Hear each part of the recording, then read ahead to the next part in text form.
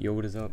We're here for a mock draft, and I've done one that I have since changed, and I just decided to not upload it because I didn't think it was that good. Second one, this is gonna be the same one, but I didn't like how the recording went, so I'm doing it again, and I'm just gonna run. I'm just not gonna think, and I'm just gonna talk. That's what we're gonna do. We're gonna go right into it. Cooper Flag number 1, of course, we know he lands right into their lap, and they're happy about it. Good for the Mavs fans, bad for Nico. He didn't deserve it, but I guess it worked out. The Spurs, I'm not gonna overthink, to be honest. Like, it's easy to be like, yeah, they got De'Aaron Fox, they've got Steph Castle, they've got Devin Vassell, they've got even Chris Paul. They've got all these guys, but Dylan Harper's the second best player in this class, and I think you just take Dylan Harper. He is the second best player in this class for a reason, because he's better than everyone else. And if he's better than everyone else, you should probably just take him. And when it comes to the Sixers here, it's an interesting case. They've got Justin Edwards, who is an undrafted player who should not have been undrafted. If you ask me, I had him in the first round because I was also his biggest fan ever, and I'm still am. And again, I think you could take Trey Johnson, because I think Trey Johnson is their best player in this class personally. VJ Edgecombe, maybe, but you just take Ace Bailey. You just take him. Don't overthink it. Even if I don't think he's the third best, I actually think he's the fifth best. I know there's some people that are a little crazy and they'll say he's like the 10th best. I don't care. Yeah, and then here, I think VJ Edgecombe's the best fit. You've got LaMelo, you've got Brandon Miller. VJ Edgecombe's not a guy that needs the ball in his hands, but he can still do damage with the ball in his hands. He's an absurd athlete. KJ, no, there's too much ball in his hands. Trey Johnson, I wouldn't be mad at the pick, but a lot of ball in his hands. I think this pick is just VJ Edgecombe, for sure. And if it's Ace Bailey, it's Ace Bailey. But I think VJ is the best player that you can possibly get from that pick. Dylan Harper, but Dylan Harper won't fall to 4. I don't think he should at all. And here, there's a lot you could say for the Utah Jazz, but realistically, man, I'm just taking Trey Johnson. I think he's the third best player in this class, so getting him at 5 is pretty good value. I just think you do it.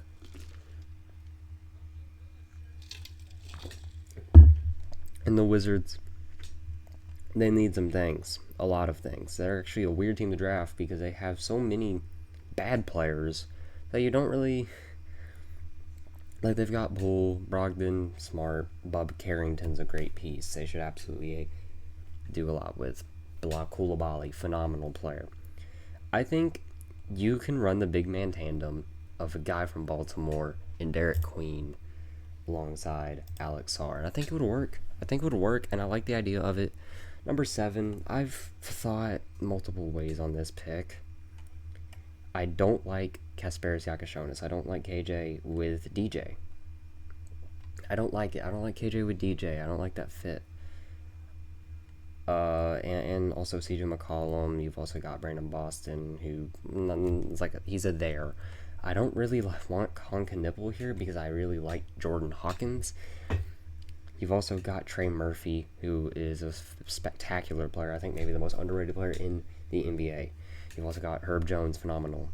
I just think you go Kamen Malawach, and yes, you've got Yves Missi. But I just think you go Kamen Malawach. It's just the thing there. That's what it is, and you're probably not trading DJ. Are you? Imagine if DJ got traded again. Imagine. And I've kind of tossed and turned on this one, but I don't really want to overthink. I'm just going to go Jeremiah Fears. We're going to be talking about the Nets and what they need a lot. And realistically, what they need is a lot. That's what they need. A lot. Because they don't have a lot. And here, I think I just decided that Kasparis Yakashonis is just the obvious pick here to me. And I'm going to stick with that ideology, that is just the obvious pick right there. And right here, I think I just decided that this is Colin Knipple. This is a team that's a weird team to pick for because there's questions on Jabari Smith Jr. There's absolutely questions on Jalen Green. You've got Fred VanVleet. You've got Reed Shepard. I think Amin is the corner piece. I think Amin is the guy on this franchise. Tari Eason is a good player. Cam Whitmore is a basketball player as well. Alperen Sengun's a very good big man. I don't think he's untradeable or anything. I don't think he's untouchable is the word I'm looking for. I just think you go Conchinipple here. I'm not the biggest Conchinipple guy. I think the average person might not understand what he is capable of. He is not just a spot up 3-point shooter. He is a very good one at that specific thing, but I don't think he is. The Conchinipple and Reed Shepard on the same team is an interesting thing. It is interesting, especially with Sengun, but I think you've also got a lot of players on your bench that's going to help with that defense. And you're probably just not going to have Reed and Con on the floor at the same time. I also don't know if Con could just actually be a decent NBA defender or if he's just going to be awful. The thing that Reed's going to do is he's at least going to get a lot of steals as long as it's anything like he was at Kentucky. And what did I decide on here? The Blazers, I decided on Colin Murray Boyles, and I think you can see when you look at this big man depth, they don't really have any scores. Tamani Kamara is a phenomenal role player, phenomenal player. Like, Jeremy Grant is here. You don't not draft a great player because you have Jeremy Grant, though. Deni Avdija is a really good player, obviously. You've got some other interesting players like Chris Murray and Jabari Walker. Bryce McGowan's is not a bad player at all. Shaedon Sharpe's probably not a good NBA player. He's a great G League player. We'll see if that ever... I think he maybe could do something on the bench in the NBA maybe at some point. You've got Scoot, who at this current moment is in that Cam Whitmore tier of he is a basketball player. I don't know if he's a good one in the NBA, but he's obviously got superb talent, and he's a better player than Cam Whitmore. Shaedon Sharpe's he's got star potential. I think you go with Colin Murray Boyles. Flesh out that front court scoring, because you really don't have any at all. And you've got, with the Bulls, they exist as well. They are a basketball team. And, yeah, I love Carter Bryant as a prospect. I would be so happy if the Hawks ended up getting him. Every time I watch Arizona, even though you look at this stat line, you saw Carter Bryant doing really good things, and I watched a lot of Arizona last year. He has great instincts for a freshman. He just does everything so well. Like he the dirty work so well. And for the Hawks here, I think the constant is just picking Asa Newell. I think he'll be a good player. He's long. He's got good moves. He's got a good stroke. I think he should be a good player. I don't guess I would be shocked if he is not an NBA player, but I think he absolutely could be a pretty good NBA player as well. The Spurs, oh yeah, I feel pretty sad on this pick. Noah Isinga. If it's not Isinga, then I was lied to by the internet. I Google searched and it said Isinga. So it's Isinga. I like him though. He does things well on the basketball court. Yep. I honestly think he's probably just a better player straight up than Tidjara Salaün was. And to be fair, not a high standard if you ask Hornets fans, but that's how I feel about Noah Isinga. I like him. I do. And at 15, I've kind of constantly picked Liam McNeely here, and I still feel good about it. I think you could take Nick Clifford. I think you could even take a couple guys, but I've kind of constantly just took Liam McNeely. And I don't know. I just like the idea. I like the shooting upside there with good size. I think he would fit into the offense pretty well. For the newly Western Conference Finals appearance, or the Magic. And I've kind of constantly ended up with Igor Dimin in their hands. I don't know if it's the right pick or not. But it's just the best player available pick, and I think it's a fair pick for a guy that could go top 10 to maybe even higher. I honestly think he could go as high as like 7, and you get him at 16. It's good value. So I think it's probably the right pick. The T-Wolves, they're in an interesting spot here. I've thought about this. I kind of don't know if I want Rasheer Fleming because I think he kind of does things similarly to what Leonard Miller could do. Who's Leonard Hamilton? Is that the Florida State head coach? I think so. Who just retired. Phenomenal career. But they have a couple things. And again, I've kind of honestly said I don't want Danny Wolf for them because they've got Nas. I think, you know what, I'm just going to take Rasheer Fleming this time. Screw it. And then for this next pick, I'm going to take Thomas Sorber. I'm not going to overthink it. And yes, you're taking Sorber and Derek Queen. I do not care. You've got to do something if you're the Wizards. And something is just get good talent, and eventually maybe something will happen. Maybe. And for the Nets, I like this pick. I like this pick. I think I've done it a couple times for sure, and it's a player that I'm higher on than maybe the consensus. But Will Riley, 6'8", listed with as barefoot. This is a 19-year-old putting up these numbers at Illinois in the Big Ten.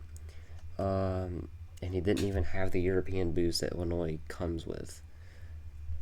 6'8" barefoot's pretty good. So, yeah, for like a wing, like a true wing, is really good. And I believe I settled on Neat Clifford here. Yeah, I did.